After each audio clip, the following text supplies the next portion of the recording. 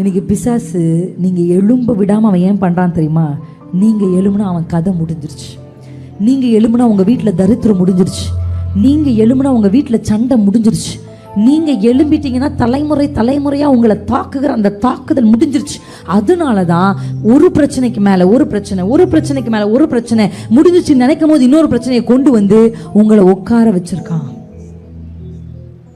சரி, பிரச்சனை முடியட்டும், நான் எழும்புறேன் நீங்க சொல்லாதீங்க.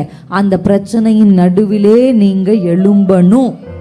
நீங்க எழும்பணும். ஏன்னா நீங்க எழுந்தாதான். அதனாலதான் பைபிள் சொல்லுது வேதத்துல, தெபோராளாகிய நீ தாயாக எழும்பும் வரைக்கும் தான். நம்ம எழும்புனாதான் கர்த்தர்கிட்ட வல்லமை இருக்கு. உங்க குடும்பத்தை விடுதலையாக்குற பவர் அவர்கிட்ட இல்லைன்னு நினைக்கிறீங்களா?